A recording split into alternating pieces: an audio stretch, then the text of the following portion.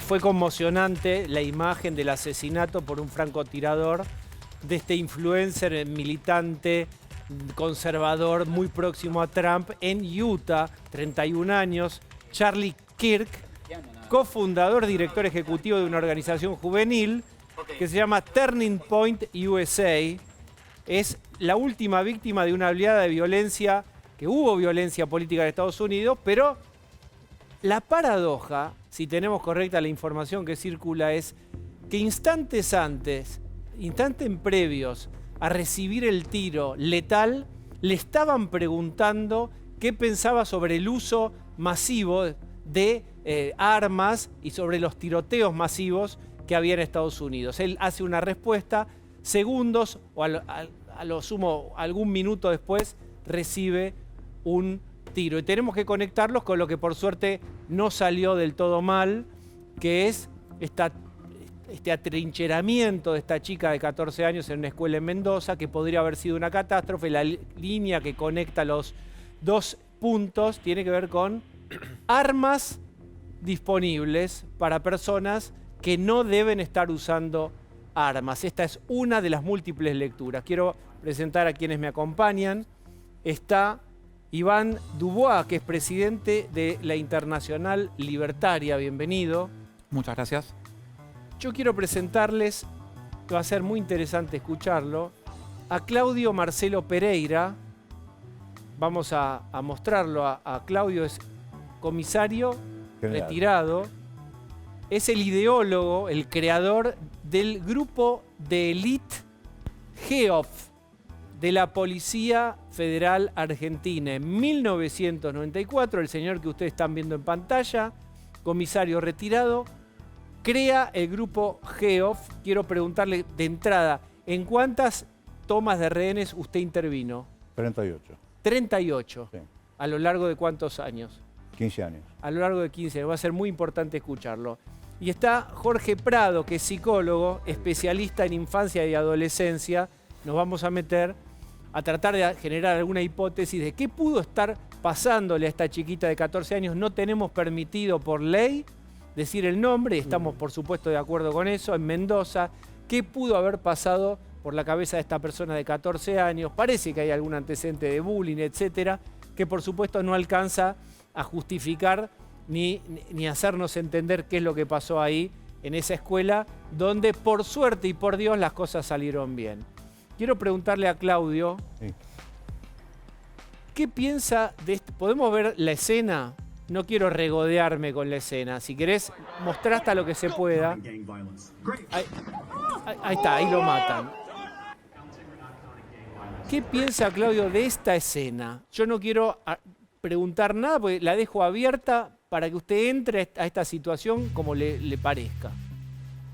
Bueno, obviamente es un asesinato llevado a cabo por un tirador que realmente por el tipo de impacto que hizo, no puedo decir que sea realmente un tirador selecto. A la distancia que habla la gente del 180 FBI, metros, dice. 180 metros, ¿sí?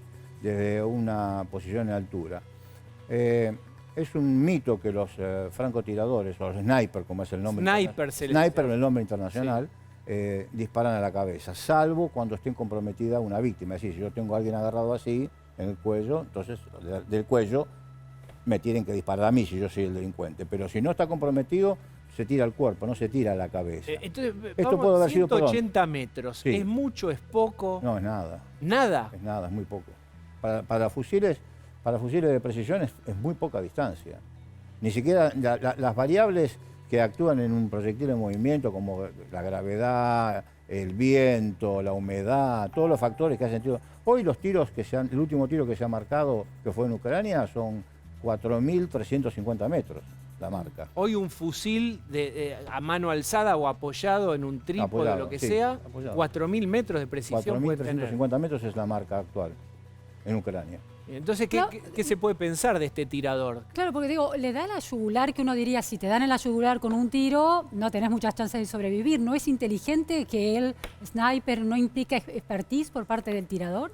Si el tirador realmente le disparó a la yugular, es un tirador realmente de primerísimo nivel. El problema de la cabeza, de disparar a la cabeza, es que la cabeza se mueve como pasó con Trump, por ejemplo, Claro. que se movió un poquitito y no está. Claro. Ahora, él pudo haber apuntado a la cabeza y por alguna circunstancia de oprimir la cola del disparador más fuerte y que le baje un poco el tiro, le pegue en el cuello. El tema del cuello es que todo el cuello es extremadamente comprometido por lo que son venas y arterias. Claro. De hecho, le ha pegado en la arteria porque el chorro de sangre, Claro. la arteria tiene mucha más presión, ¿sí? Entonces, yo estimo que eso, por la naturaleza, digamos, por lo poquísimo que se vio, porque no hay información, es que y se escuchó el disparo, no ha sido un arma silenciada, ha sido un arma de calibre medio, porque si fuera un fusil de muy alto poder tendría que haber sonado más fuerte, y son de estos tipos de fusiles que son de venta muy común en Estados Unidos. Casi me arriesgaría a decir el calibre, pero no sería serio que arriesgara una cuestión. ¿Es un calibre importante? No, es un calibre normal, como es el 5.56x45, con el que le tiraron a Trump, por ejemplo, que es la versión civil de los fusiles militares, ¿sí? Y es de venta legal en Estados Unidos. Porque acá está el Claro. tema que menciona Luciana, que es la accesibilidad a armas de este nivel de daño. Sí. Bueno, el nivel de daño, cualquier arma, un 22 corto hace daño. Lo que pasa es que si fuera sido un fusil de sniper de alto poder, realmente, por más feo que suene, lo hubiera decapitado, pegándole acá. Directamente lo decapita. Pero Si lo hubieran tirado ¿hay con un alguna calibre mirada 50. acerca de... ¿Hay alguna opinión? No es un tema fácil sobre la segunda enmienda famosa, la accesibilidad a las armas, el derecho a defenderse. ¿Qué se puede mencionar sobre eso? Y En su ellos lo han experiencia puesto de así. tantos años de ver cuántas tomas de rehenes usted dijo que 38. gente, a lo mejor delincuentes más o menos profesionales, todos armados. Bueno, pero estamos hablando de dos cosas distintas. No importa, pero vamos... de Estados Unidos, la segunda enmienda es the right to keep and bear arms, que es el derecho a mantener y proteger las armas. Lo tienen ellos por su tradición histórica de que el país se hizo a través de las armas de fuego. Eso es una cuestión. La otra cuestión es el uso de las armas en manos de quién. Porque el arma en sí es un objeto. Es un arma propia, porque es un arma de fuego. Un lápiz es un arma impropia, uno puede matar. Ahora bien, en sí las armas legales no son las que crean problemas. Las que crean problemas son las armas ilegales, ¿sí? Entonces, el armamento en negro, las armas negras, las que usan los delincuentes, no son armas declaradas, son armas normalmente robadas, ¿sí? Robadas o no son adquiridas. No es, el que se llama el legítimo usuario de arma de guerra, estadísticamente, es bajísimo, ínfimo, que un legítimo usuario de arma de guerra, con papeles y arma declarada, cometa un delito. Las armas que usan los delincuentes, que podemos ver en cualquier hecho delictivo, son armas del mercado negro, que se compran, que se alquilan. Pero en los tiroteos masivos, en los tiroteos escolares de Estados Unidos, las armas muchas veces son las armas que estaban en posesión de los padres. Las de ellos sí, claro. las de ellos la compran, Claro. y entonces pasan las cosas que ocurren, como vemos en la universidad. Bueno, hoy también fue una universidad, pero la venta ya es libre. Es más, en algunos estados han levantado la restricción, no hace mucho, de los 3 días, porque había una restricción original donde uno para comprar el arma, para retirarla, tiene que esperar 3 días porque está en estado de emoción violenta y cometer un crimen. Entonces la podía comprar, pero tenía que esperar 3 días. Han levantado en algún lugar, entonces va y la compra directamente. Bien. Ahí vuelvo con Claudio. Iván, vos sos presidente de la Internacional Libertaria. Así es. ¿Qué es la Internacional Libertaria? Bueno, es la alianza de partidos políticos o personas políticas con interés de llevar adelante un partido político libertario, porque sabes que no es tan fácil constituir un partido. En el mundo de la regulación cambia. En todo el mundo somos 22 países y bueno, nos unimos para ayudarnos, digo, no económicamente, pero sí con consejos, con recomendaciones comunicacionales. Viste que al muchacho que mataron, que estamos mencionando, no es libertaria la palabra, pero muy próximo a Trump. ¿Cómo lo ubicarías políticamente? Charlie Kirk no es que creó una agrupación universitaria nada más, sino que creó la agrupación de derecha conservadora más importante de los Estados Unidos. O sea, cuando él iba a hablar, arreaba masas. Y empezó yendo a las universidades y motivando a que los estudiantes vuelvan a interesarse por la política. Ese desencanto con la política que pasa acá y que pasó durante mucho tiempo y que volvieron muchos jóvenes con Javier Milei, allá no estaba pasando. O sea, era un vocero importantísimo, uno de los primeros, por ejemplo, en oponerse a la cuestión de la hormonización infantil abiertamente. y muchas cosas, que esto es interesante, él no estaba siempre atrás de una cámara haciendo algo. Él debatía en público y en persona en las universidades con quienes pensaban diferente.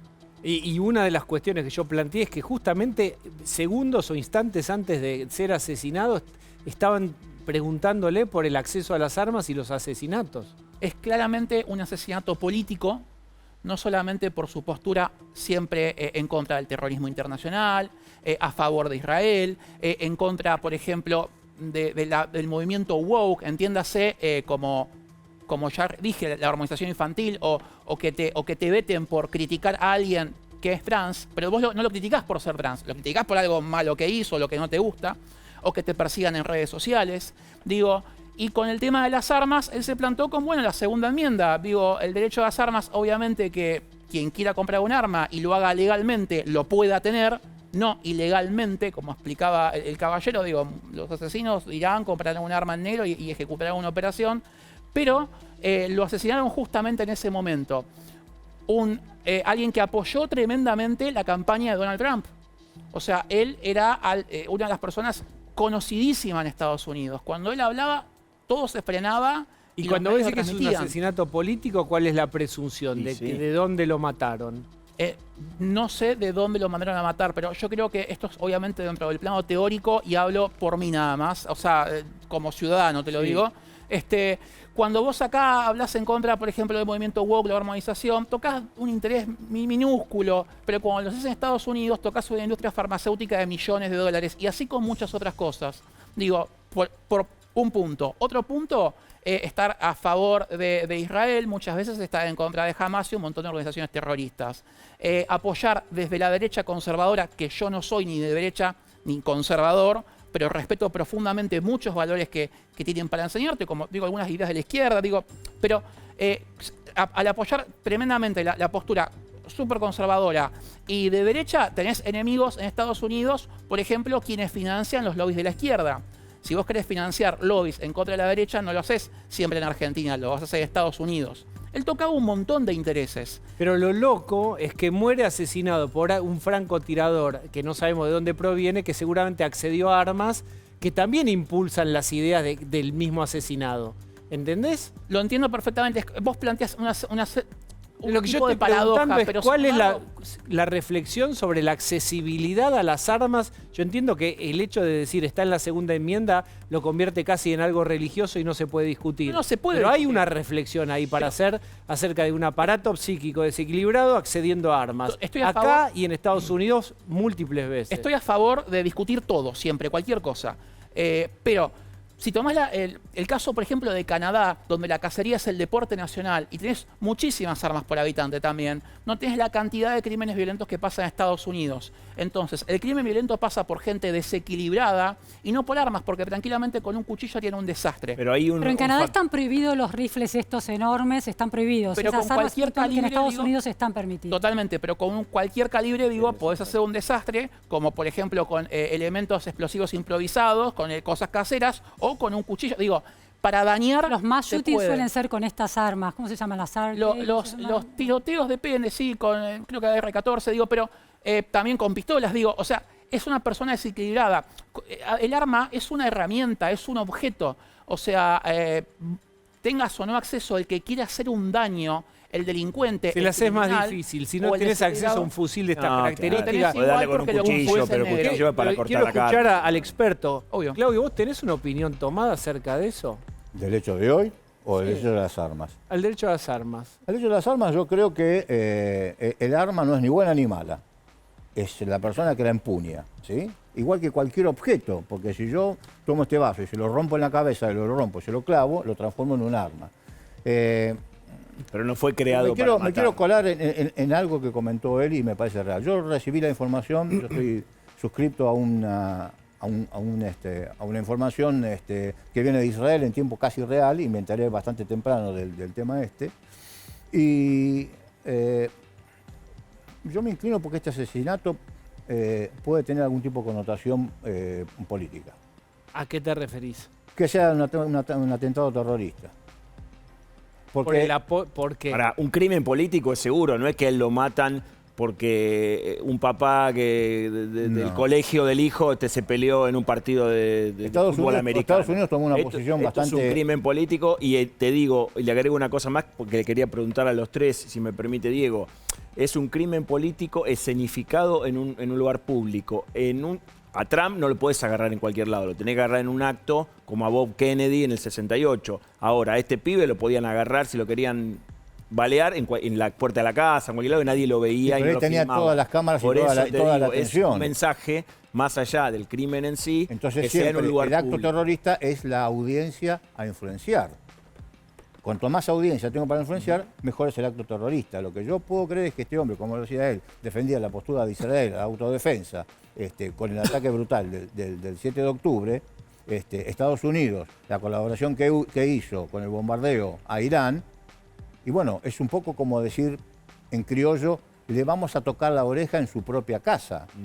Esta es una hipótesis. Yo quiero girar el ángulo, preguntarle a Jorge, que es psicólogo, si tiene una opinión sobre aparato psíquico desequilibrado accediendo a armas. Me parecía interesante escuchar y quería en principio mencionar dos cosas. Que primero, todo arma tiene un valor cultural y simbólico. Basta ir al caso de hoy para ver que la niña que tenía el arma, el padre es policía. Basta con ir al 2005 para ver que el caso de Pantriste en Carmen de Patagones, su padre era policía. Entonces, ahí no solo vemos, digo por esto de entrar con un cuchillo también puedo matar. Hay una cuestión del arma en términos de, por supuesto, en un contexto de policía, de hacer justicia, que podríamos... Bueno, el caso de Nair, la chica Nair Galarza también agarró el arma para matar al novio con el arma de su padre. Me parece que también lo que se pone ahí en juego, en términos simbólicos, culturales y también en términos legales, no es lo mismo que se te legitime usar un arma de reducirlo solo en un objeto, porque lo que están legitimando ahí también es la posibilidad de matar. No es solo el uso de un arma, están legitimando un rol en la sociedad, ¿sí? La posibilidad de que algo suceda. Iván, ¿vos qué pensás de esto? Bueno, él dice, tener un arma no es solamente tener arma, es habilitar un rol. Mira, de hecho dijo algo más profundo e importante que habla de lo que representa simbólicamente, o sea, iconográficamente el arma en la conciencia, tanto del individuo como de forma colectiva. O sea, es inevitable, lo mismo pasa con un celular, o digo, como pasó, el arma obviamente es un tema un poco más fuerte. Sin embargo, aunque lamentablemente hayan abusos, malos usos o crímenes a través de las armas, digo, la historia de por qué las armas son, digamos, uno como civil puede accederlas en Estados Unidos o está en la enmienda, es por la cuestión de quién te defiende de los que te tienen que defender cuando se transforman en tiranos. Con esta idea es que en Estados Unidos los civiles tienen armas históricamente. Después, desde que se creó Estados Unidos, pasan un montón de cosas del marketing, del mercado, del negocio, y yo lo entiendo perfectamente.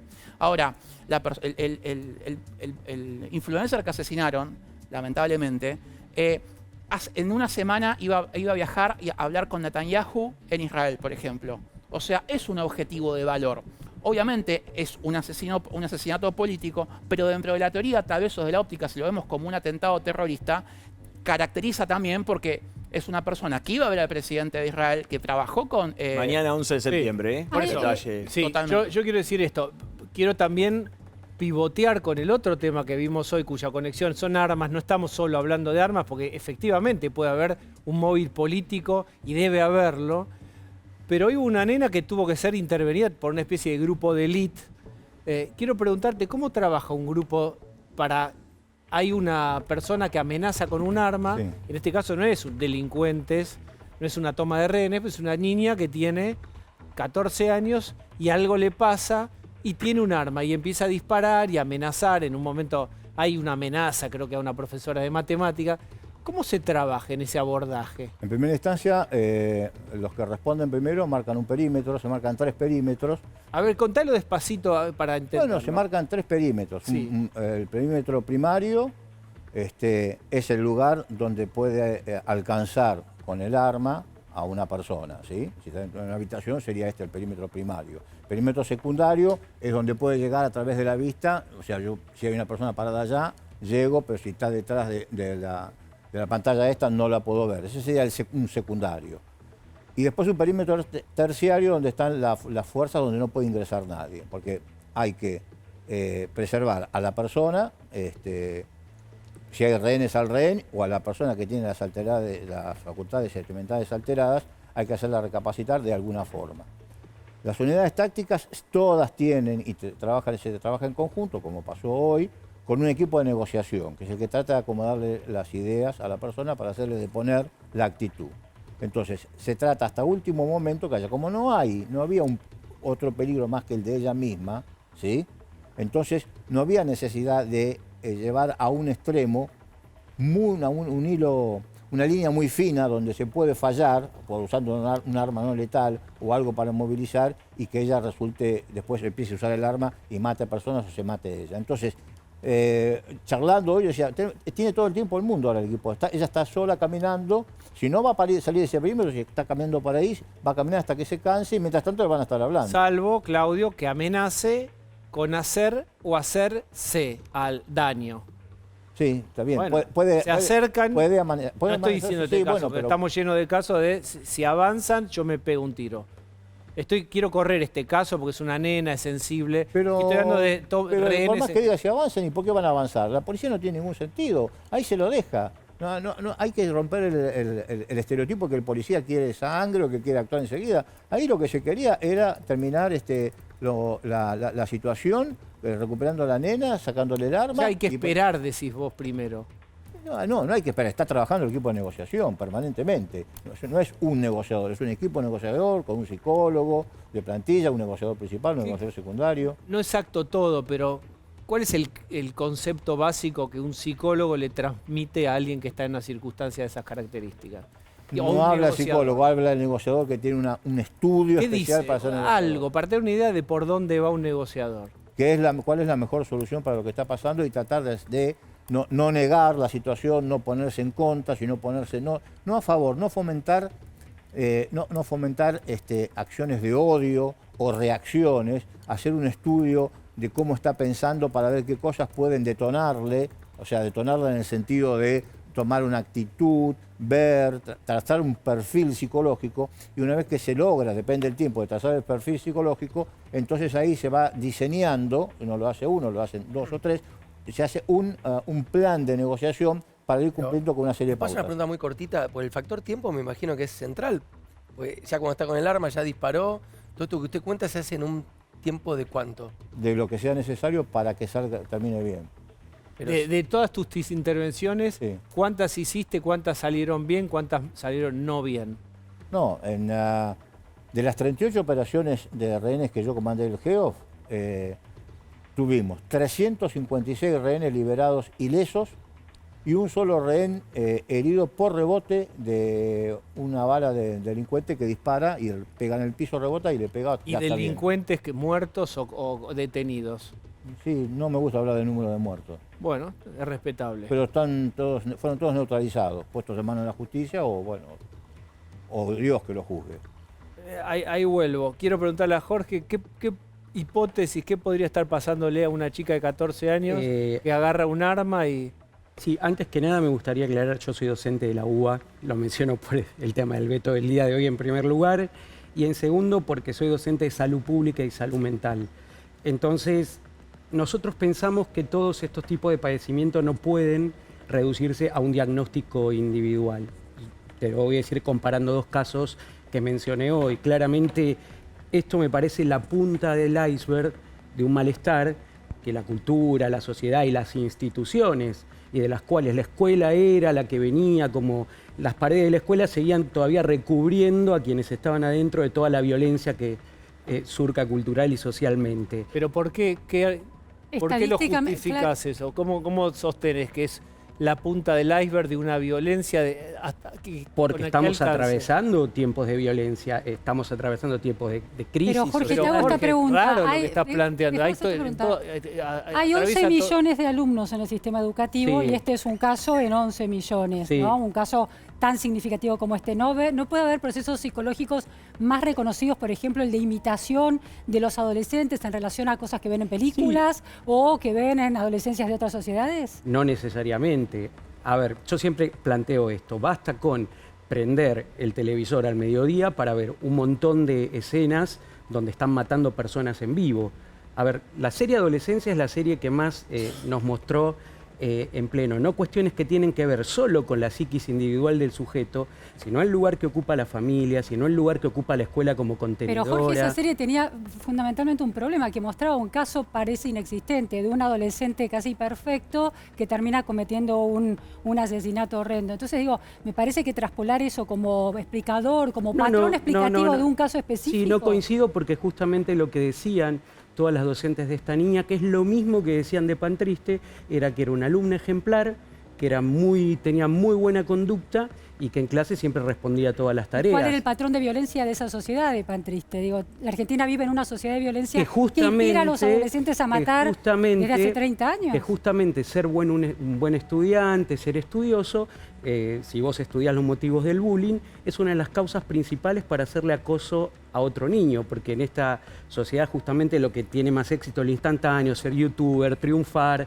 y está muy mal visto tener una trayectoria académica y estudiar. Pero el bullying está bien, es decir, entendemos la influencia de la violencia de ciertas escenas sobre aquel que hace bullying, ¿no? Y en una sociedad donde el bullying en las escuelas es un problema. Pero acá es un caso muy atípico, ¿no? Una chica de 14 años con un arma en la mano tirando tiros en la escuela. No es común verlo en la Argentina. No. Podría ser la sociedad como explicación cierra mejor en Estados Unidos, en la Pero Argentina porque no tanto. justamente porque nuestra sociedad está tornando hacia un lugar donde entre los adolescentes se pone mucho más en juego el éxito y que triunfe el que más se adapta, el que triunfe el que tiene más éxito en redes sociales, y esto justamente lo que hace es generar un montón de aislamiento y soledad en muchos adolescentes.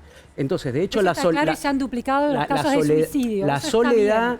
Pero los casos de un adolescente empuñando un arma y atacando una escuela son rarísimos. ¿Sabes por qué son llamativamente...? Donde hay una intención muy evidente en décadas, más allá de que en el conurbano o en algunas situaciones los chicos llevan algún arma. Sí, claramente los pasajes al acto en la adolescencia se han complejizado, no son los mismos pasajes al acto que veíamos hace 20 años. ¿Pero por qué? Porque la historia y la época ha cambiado. A mí me parece muy particular, y esto es interpretación personal. ¿Desde qué año viene esa violencia en la Argentina? Y yo diría desde fines de los 80, 90 hacia adelante, que se ha intensificado. Sí, hacele.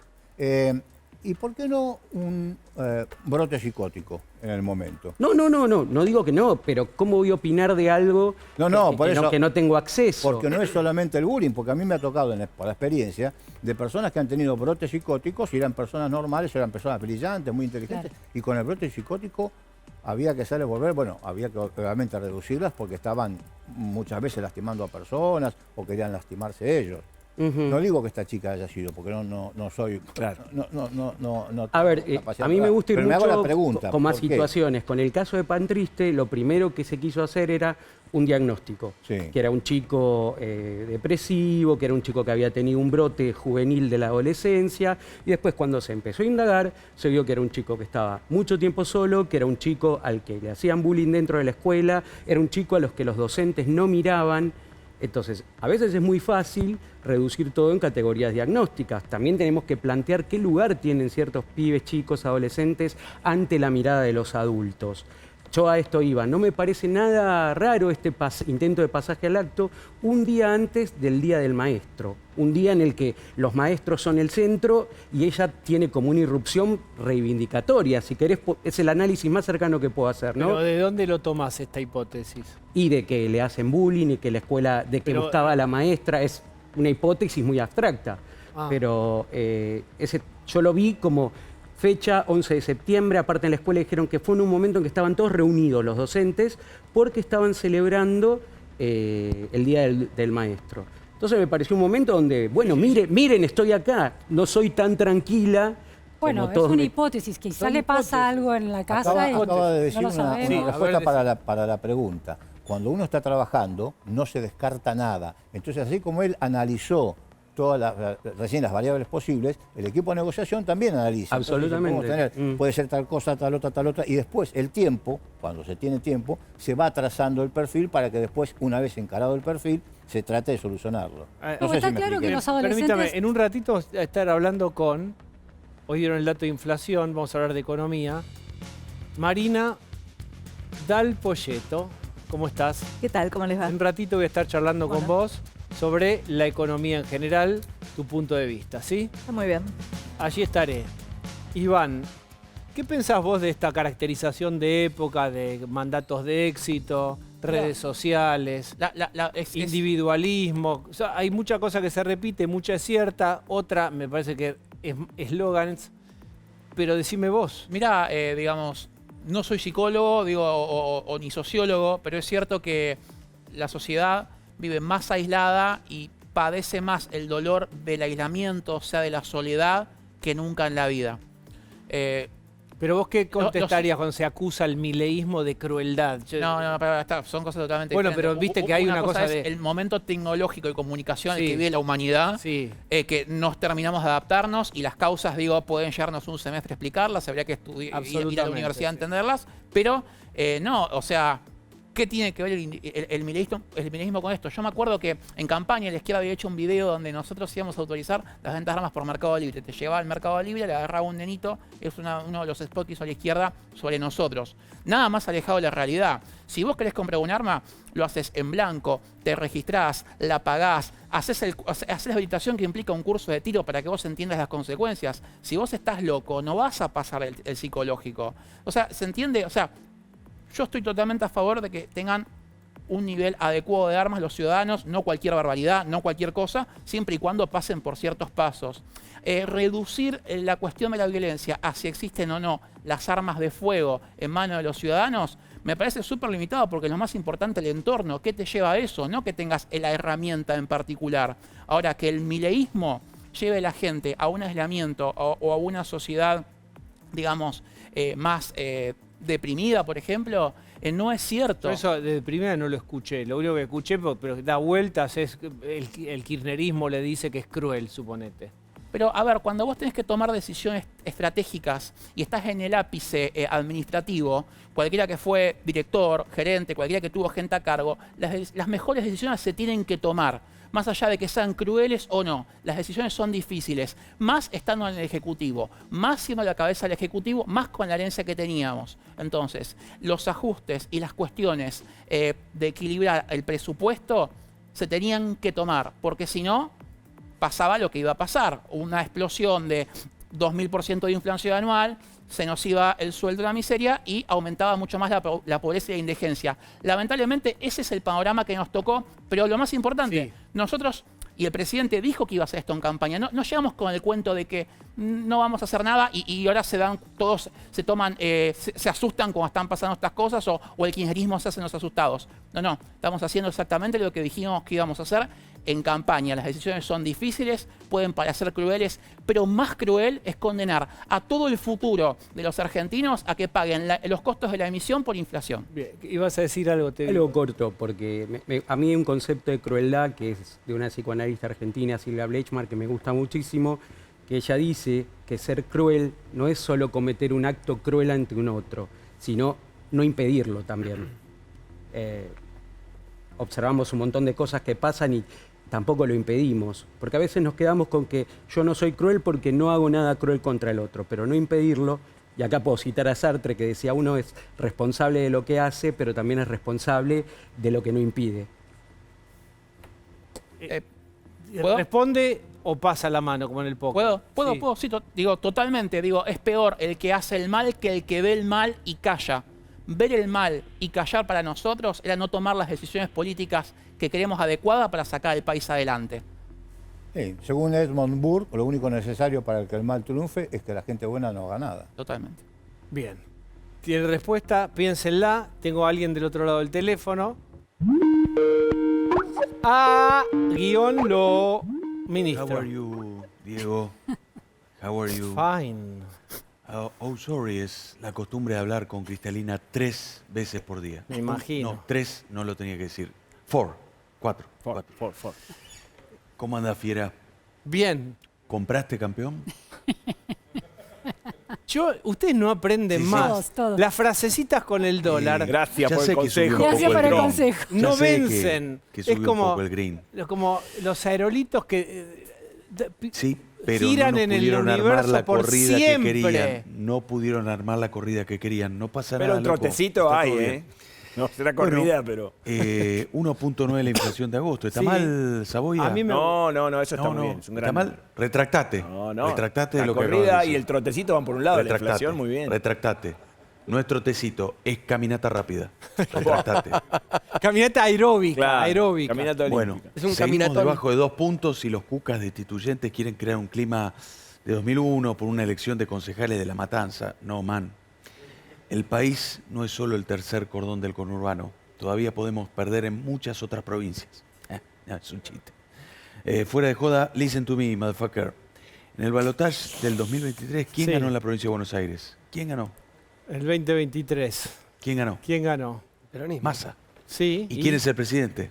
Listo, no más preguntas. Y yo sé que ya me putean entregaron la muchos- intermedia, entonces. Me putean mucho los dueños de las pymes, pero viejo, pónganse una minera en Vaca Muerta y listo. Ya está. Es decir, reconviértanse. Ya está. Saludo, campeón. Es así, hay que saber. Además, que no hay es que saber demasiado verla. complicado. Por ejemplo, Sí. alguien tiene, no sé, un textil, una fábrica de algo, Bueno. y ¿cómo se transforma en minera? Bueno. Los trajes de qué sé yo. IPF, hace los trajes de IPF. ¿Cómo lo Hablas hace? con un par de traders, te juntás y más o menos ¿Te ahí fondías? enfilás. Sí, es así. Hay un poco internas en la Libertad Avanza, eso lo admito, pero ya se van a calmar. El presidente escucha mucho a Dan, pero no al gordo Dan, al teniente Dan de Forrest Gump.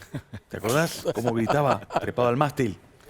A esto le llamás tormenta, soplá, hijo de perra, soplá. Es verdad, qué momento. Sí, le falla un poquito, pero igual lo quiero. Si querés te muestro el celular, me mandó un sticker muy lindo. Diego, acá entre nosotros estoy jugado porque esta vez no puede salir Porque mal. este fue su segundo tiempo, ministro. El famoso libro Segundo Tiempo aplica para usted. Que no tuvo Mauricio. ¿No lees los tweets de los cucardos que Caputo no salga del país?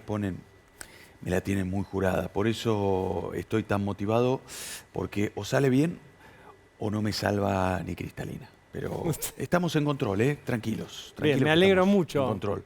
Sí, tranquilo. Comprá, campeón. Comprá, dale. Comprá. Gracias. Sí. Aprovechá que está Toraba. Dale. Gracias. Aprovecha. Me permiten, voy a charlar con Marina del Bien, Folleto. Hola Marina, ¿Cómo va? ¿cómo estás? Muy bien, Saludo. ¿vos?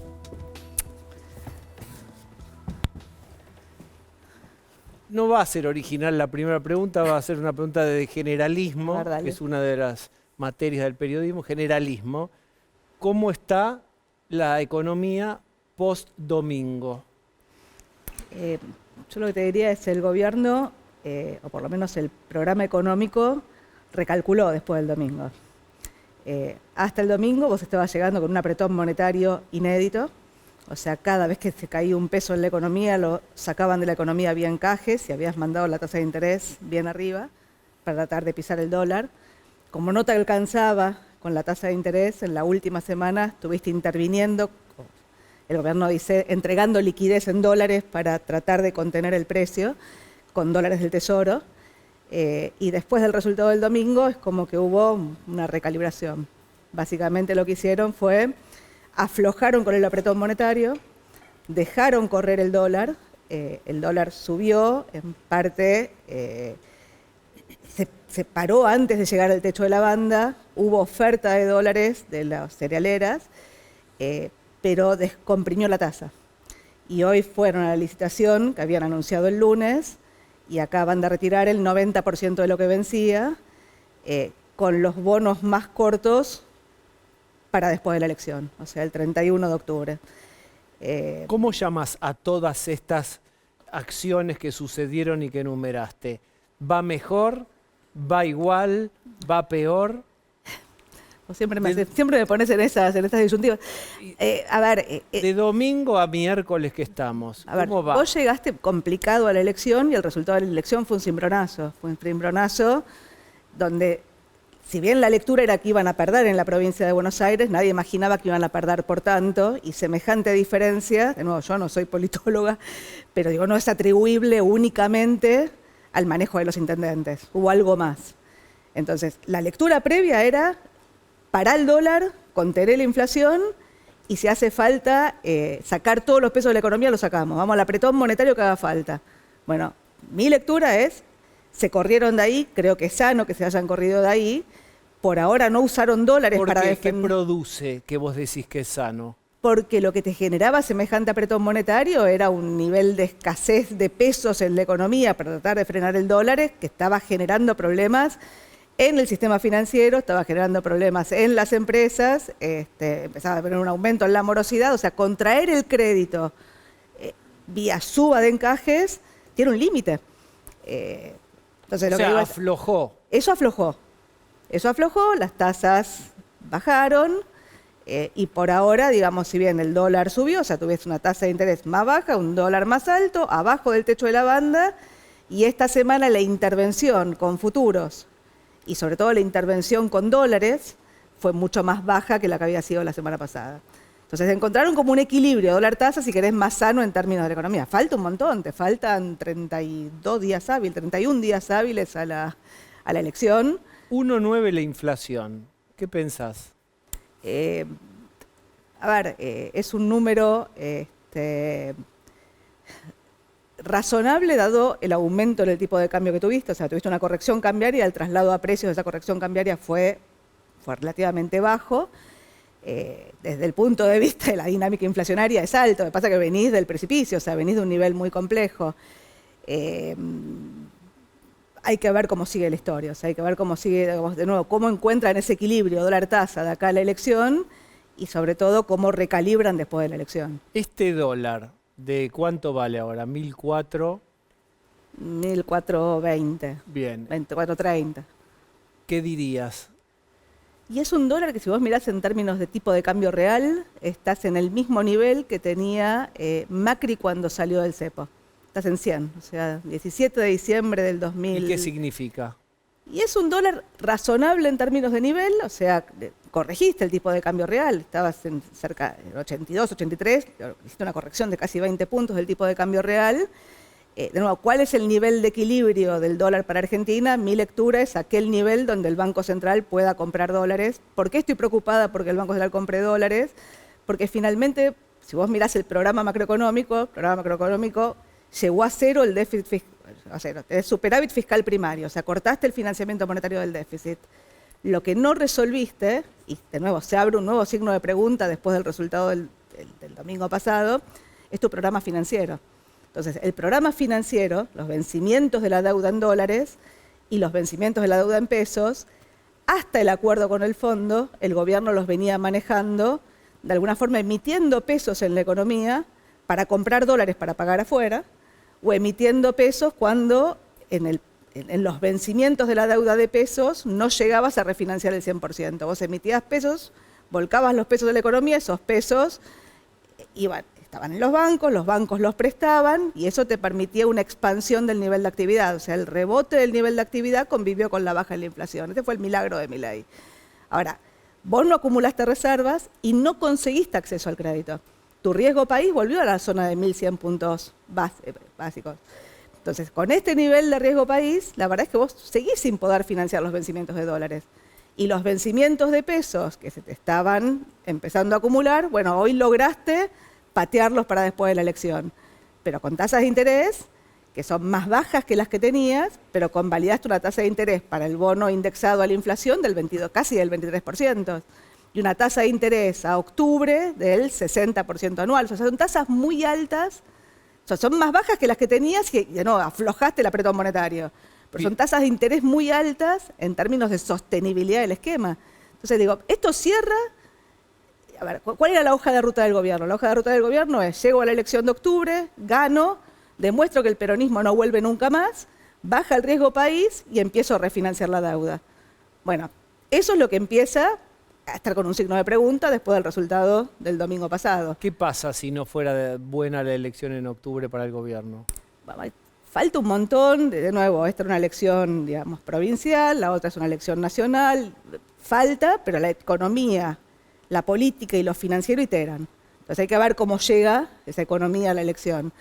Pero por lo pronto, digo, la hoja de ruta del gobierno era acceder al crédito después de que quede claro que el peronismo no vuelve más. Si la posibilidad de que el peronismo vuelva y no hay algún esquema, yo digo, de acuerdo político, llamarlo, digamos, de construcción hacia adelante, bueno, digo, va a estar 2 años pedaleando en el aire. Y digo, la posibilidad de transitar 2 años sin acceso al crédito es difícil.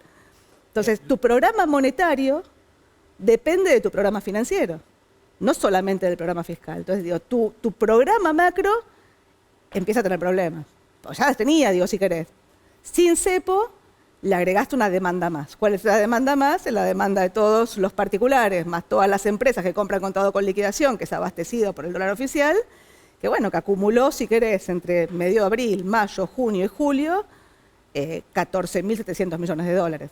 Bueno, digo, no hay forma de sostener eso. Pero vos mencionás como no habría que haber levantado el cepo. El cepo lo muestra el gobierno, es el levantamiento parcial como un éxito. De nuevo, sí. El dólar no se fue, los precios no se fueron. La hoja de ruta era, vos ibas a un acuerdo con el fondo, levantabas el cepo, tenías acceso al crédito, tenías un programa financiero.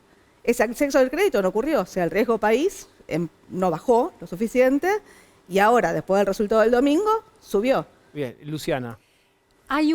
Lo peor que se le puede decir al gobierno es que tiene un plan platita y la oposición dura y también economistas críticos, aunque pueden estar de acuerdo con el gobierno, plantea que el plan platita del gobierno es manejar el precio del dólar, mantenerlo bajo, inyectando dólares en el mercado de cambio o vendiendo futuros. El gobierno dice, eso es lo más populista que hay, porque los empresarios deberían estar tratando de mejorar la competitividad y la productividad por otro lado y no esperando siempre una devaluación. ¿Cómo lo ves vos, Marina? De nuevo, hasta ahora, para poder mantener el precio del dólar, estabas pagando un costo muy alto que era la tasa de interés. Y la tasa de interés tenía impacto sobre el nivel de actividad. Insisto, el gobierno, entre el dólar y la tasa, prefirió mandar la tasa al infinito y contener el dólar. Ahora aflojó y dejó correr el dólar. Pero el dólar debería, el peso devaluado debería ser un tema central de la fórmula de productividad de las empresas argentinas y de la competitividad. Yo insisto con mi triángulo. Yo digo, un programa económico, un programa de estabilización tiene 3 vértices. Un vértice es la macro, otro vértice es la micro y el tercer vértice es la gobernabilidad. Bien. 2 vértices, un vértice solo no te sirve, 2 vértices, tenés que manejar los 3 al mismo tiempo. Si solamente manejas la macro y la gobernabilidad y te olvidas de la micro, tenés un problema. Sí, entiendo a dónde bajo el triángulo, política, macro y micro. Háblame, ¿qué se puede hacer en este contexto, en este momento del ciclo de la economía argentina con la micro? Ahora es apretar los dientes para llegar a la elección. Digo, no tenés, o sea, alguien dice, bueno, tiene que recalibrar la política. Digo, ¿cómo recalibra la política después del resultado del domingo pasado? Con una elección el 26 de octubre. ¿Y quiere que recalibrar la economía? Bueno, algo hicieron. O sea, soltaron la tasa, aflojaron con la tasa, aflojaron con el apretón monetario. Vamos a ver cómo se traduce eso a las tasas pasivas, a las de los depósitos y a las tasas activas. Y vamos a ver qué impacto tiene eso sobre el tipo de cambio. Ahí viene la pregunta de Luciana. Si el tipo de cambio toca el techo de la banda, bueno, digo, ¿qué van a hacer? ¿Van a empezar a entregar dólares? Eso está en el acuerdo con el fondo. Pregunta, hay toda una discusión, se vienen vetos, todos con leyes que manda la oposición, que cuestan dinero y el gobierno dice, yo veto todo porque quiero mantener el equilibrio fiscal. ¿Qué de lo que están por vetar es pagable según tu criterio y que era impagable y tiene razón el gobierno? A ver, digo, yo qué sé. En una democracia, ¿Puede aflojar el gobierno? ¿Hay margen? ¿No hay margen? En un gobierno que tiene una debilidad política de origen muy grande, o sea, tenía muy pocos diputados, muy pocos senadores y manejó la Argentina 1 año y medio a fuerza de sin presupuesto, con DNU y con vetos. Esa fue la estrategia de negociación. El ajuste fiscal de arranque, que te bajó el gasto público de la nación de 20 puntos del producto a 15, esos 5 puntos de ajuste del gasto, en realidad se hicieron con el shock inflacionario que vos provocaste y sentándote sobre la puja distributiva. Te sentaste sobre los ingresos de los docentes, de los médicos, de los jubilados. Frenaste a cero la obra pública, frenaste las transferencias a provincias y subiste las tarifas de manera tal de poder bajar la cuenta de subsidios. Ese fue el ajuste fiscal. Durante 1 año y medio vos lo mantuviste a fuerza de esa narrativa tan particular, para decirlo de alguna forma políticamente correcta, y no tuviste prácticamente conflicto Es como que la sociedad le dio a Milei, no sé si un cheque en blanco, pero le dijo, arregla el problema. Y le dio. Ahora, en la medida que van pasando los meses, bueno, las demandas aparecen. Los primeros vetos los hizo y el mercado festejó, septiembre del año pasado, vinieron los dólares del blanqueo.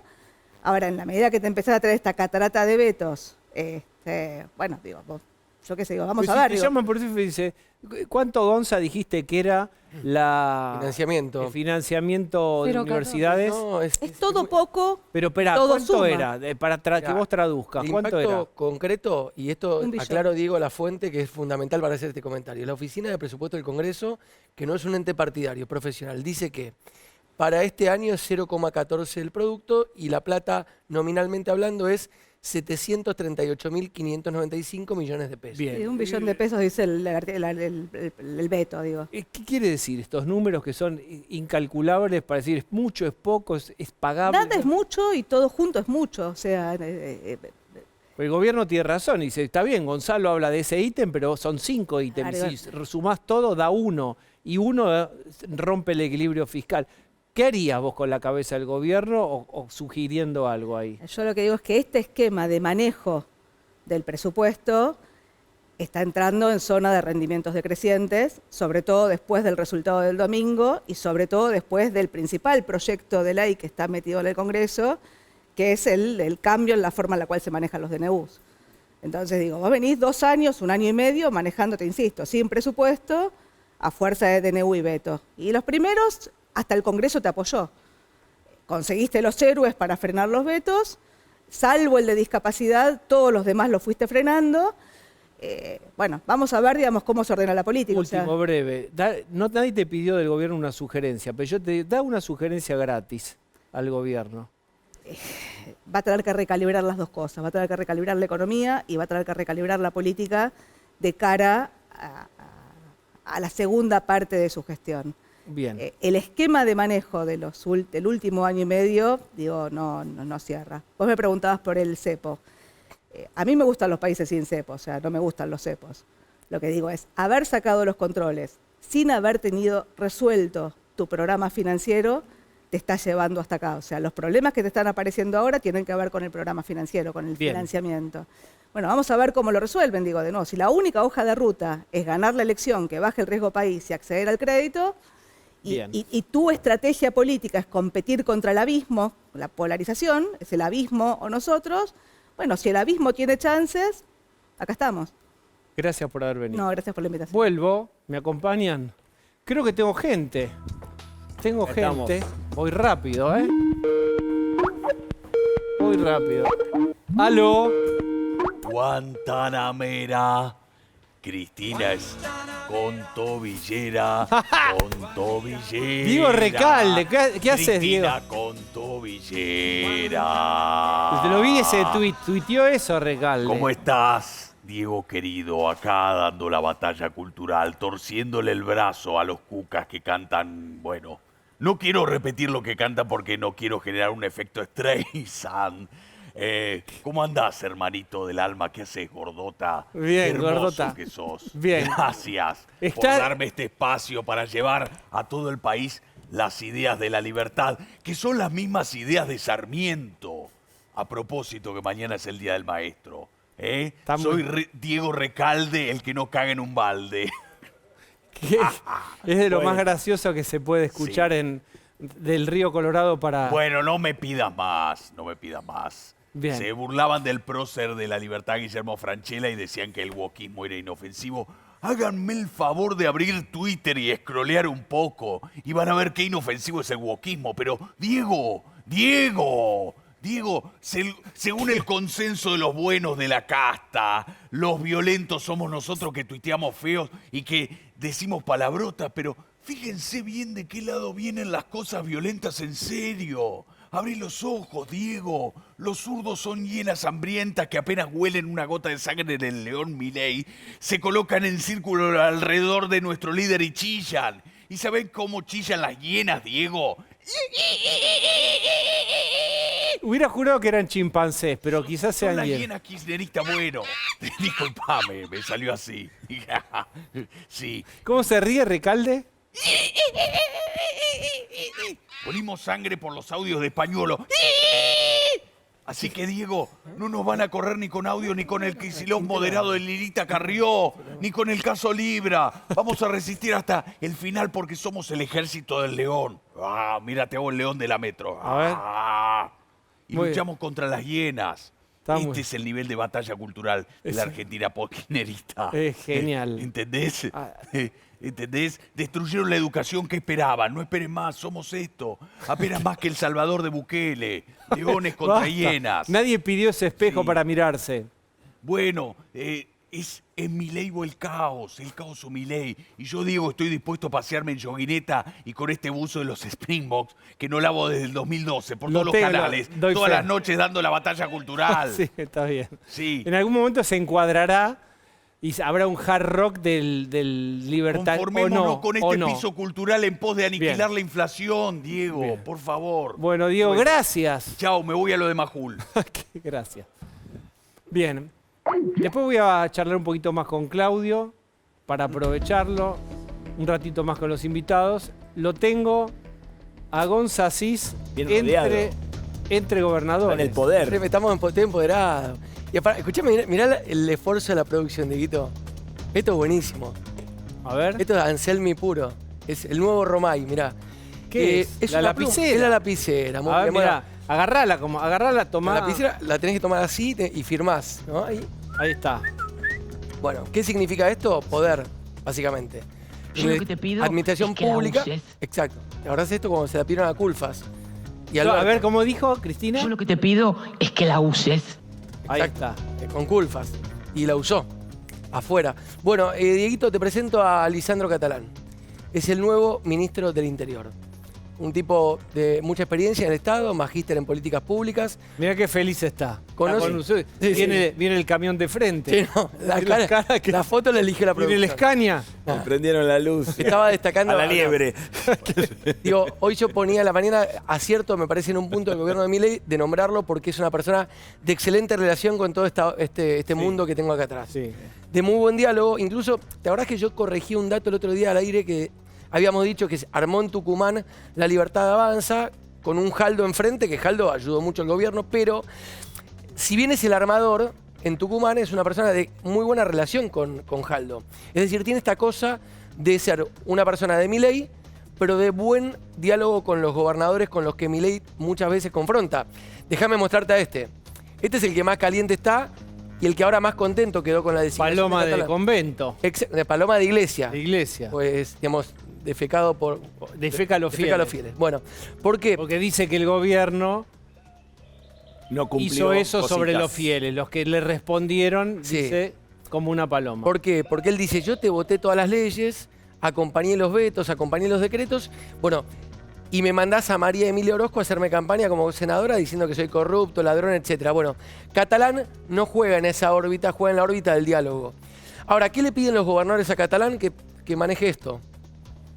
¿Y Catalán puede? Mira, acá yo lo primero que te voy a contar es que Catalán es la mano derecha literal de Guillermo Francos. Está en ese lugar por su capacidad, su formación, pero aparte porque Guillermo Francos, el jefe de gabinete, se reempodera en esta reconstrucción del gobierno. ¿Pero tiene lapicera? Bueno, la lapicera la tiene Guillermo Francos. ¿Vos estás seguro? Bueno. ¿Vos jurás de la Santa Biblia que la tiene efectivamente Franco, la lapicera, o la tiene Caputo, o sea, Milei? Yo creo que después de lo que pasó estas últimas semanas, la lapicera la tiene Milei y empodera a Guillermo Francos. Y Guillermo Francos elige a Lisandro Catalán para la reapertura de un ministerio que cuando vos mirás la ley orgánica de ministerios, el segundo ministerio más importante es el del Interior porque es el que maneja el vínculo con los verdaderos actores de poder de la Argentina, que son los mandatarios federales. Yo digo esto, para cerrarte. Sí. La noticia es buena. Para ser optimista, los gobernadores obtienen un primer paso al menos, que es que se reabre su ministerio en manos no de un caputista, sino en manos de un hombre de la política, que, insisto, es un hombre de tradición de Estado que viene dando mucha muestra este último año y medio de capacidad de vinculación con los... Tienen que habilitar sus promesas. Cuando él viene y dice sí, que no se dé vuelta y le digan... Déjame decir un cierre. Tenemos que cerrar. Cuando vos sos ministro, esto lo tenés, te lo otorga la ley. Lo que pasaba últimamente es que no había esto. Pero en este país, la ley es una sugerencia. Bueno. Nada, eso te quería contar. Gracias. Pero ya lo comprendí. Bien. Iván, ¿qué pensás vos de estos cambios? ¿Son muchos, son pocos, alcanzan? Mirá, es un buen comienzo. Yo opino que es un buen comienzo. Tomaron las decisiones adecuadas sobre este principio de cambio de rumbo. Me parece adecuado. Guillermo Francos es un hombre responsable, que tiene mucha experiencia, con una capacidad de laburo casi infinita. Y, digamos, yo lo conozco catalán, digo, su mano derecha es un tipo que también... Iván, la semana pasada el Gordo Dan y otros influencers de las Fuerzas del Cielo señalaban, después de ese encontronazo que hubo entre Dan y Francos por el tuit sobre Luis Juez, lo trataban de casta a Francos. Bueno, a ver, qué sé yo. No son parte, digo, pueden ser comunicadores, amigos, vecinos, digo, pero no están en el Armado Nacional. Mi postura fue totalmente la contraria. Mi postura, yo no estoy a favor del linchamiento de nadie por situaciones políticas, cuando la política se trata de, primero, escuchar, que el que no escucha pierde. Y segundo, que es un equipo. Somos un equipo y las responsabilidades se dividen en los equipos. Entonces, buscar a una persona que sea el único responsable y lincharlo no está bien. Tampoco no está bien en ninguna situación, pero menos en la política, donde tenés las responsabilidades perfectamente divididas en una campaña. Bien. Claudio, quiero preguntarte, Girard, te convocamos por el francotirador que mató a este influencer próximo a Trump, también para ver cómo se desactiva una toma de rehenes o una situación de emergencia como la de esta chica de 14 años. Sí. Pero yo quiero aprovechar que el señor fundó el grupo de élite de la policía de la Ciudad de Buenos Aires. La federal en el 94, el grupo GEOF. ¿Cómo están las fuerzas de seguridad hoy en relación con hace algunos años? ¿Mejor, peor, valoradas, no valoradas? No, mucho más valoradas, sí. Hubo un periodo con el retorno de la democracia donde hubo que dejar todo ese pasado sucio y uno tuvo que, por estar de uniforme, empezar a ganar nuevamente la credibilidad de la gente. Eso costó. Hoy por hoy creo que tienen... Creo que los policías tenemos una mejor imagen y lo que tenemos que esforzarnos, todos los policías, no federal, las fuerzas de seguridad federales, las policías provinciales, creo que la vocación del policía es servir y tenemos que esforzarnos precisamente para servir mejor a la sociedad. Pero el grupo GEOF, digamos, ¿cómo es un día de práctica? Porque para contrastarlo con lo que, digamos, las condiciones reales... Es un grupo muy pequeño como para tomar en cuenta dentro del marco de la policía. Los necesarios. ¿No se dice? No es necesario. Porque alto entrenamiento físico, alto entrenamiento de armas. La primera función que tiene la unidad es la de la lucha contra el terrorismo. Entonces no podemos, una unidad clasificada para esto, empezar a divulgar. Pero por supuesto que tenemos entrenamiento físico, están las especialidades de ser buzo, de ser paracaidista, de tener habilidades de combate con y sin armas, ¿sí? O sea, en lo que es la defensa personal. Pero el principio principal es ese, la lucha contra el terrorismo y el rescate de rehenes. ¿Cuál fue y quiero decir, perdón, un número para que no quede medio suelto con respecto a una pregunta anterior. De las 38 operaciones de rescate de rehenes que me tocó operar, el 80% se resolvió por negociación, sin uso de fuerza letal. Y de ese 20%, el uso de fuerza letal no siempre termina con la muerte de las personas. ¿Se entiende? Se pasa al asalto y por ahí los delincuentes en el momento del asalto se entregan y pasan a mano de la justicia. Y con el consumo de sustancias donde no hay un diálogo...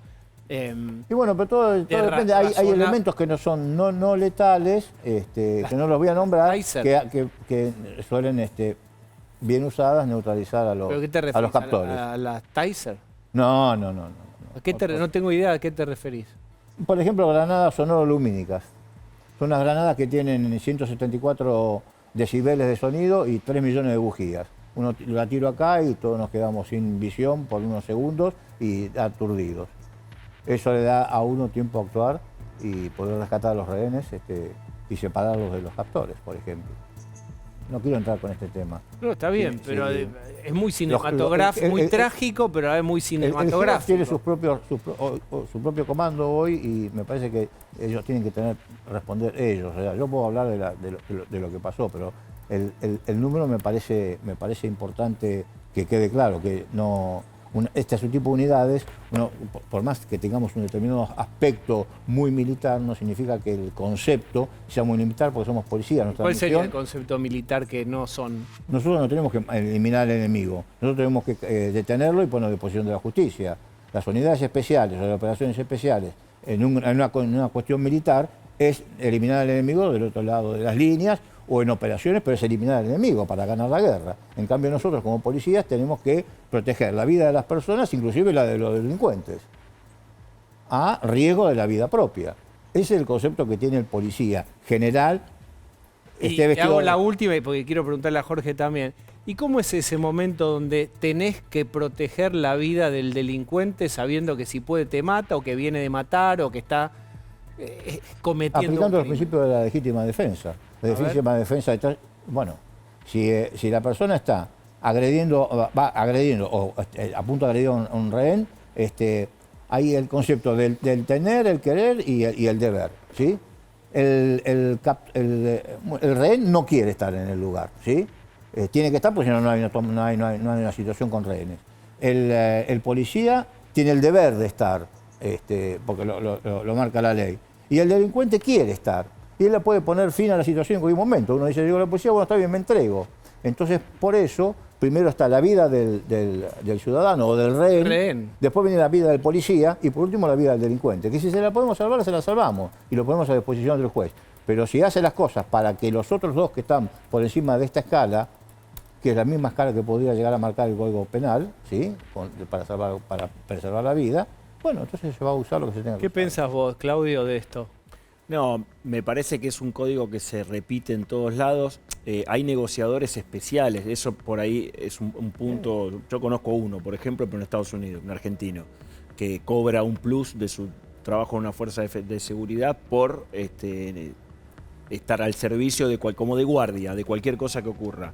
Lo que quería preguntar muy breve es el tema de la seguridad del presidente. Un segundo, porque nosotros tuvimos acá 15 días hablando de los actos del presidente de Las Piedras, de todo lo demás en Corrientes, en Loma de Zamora. La seguridad del presidente... Te lo hago breve como para tener... La seguridad del presidente está en manos de la custodia presidencial que depende de Policía Federal Argentina. ¿Estuvo bien hecha o mal? Ahora, ¿cómo? ¿Estuvo bien hecha o mal en los actos que hizo Milei la semana pasada y la anterior?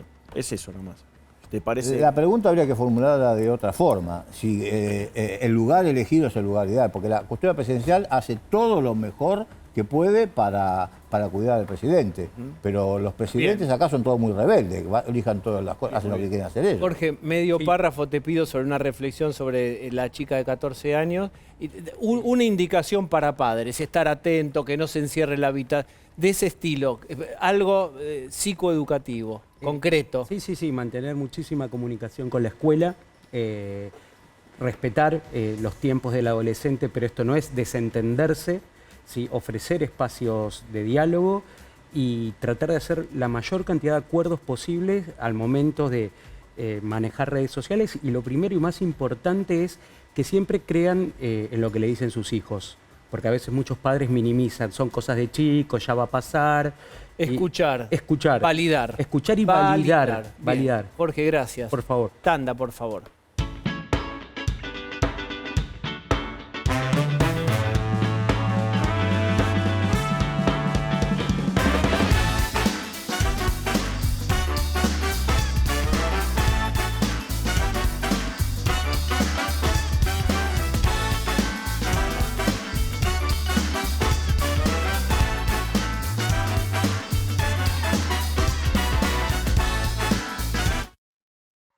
Renová tu casa con Naldo.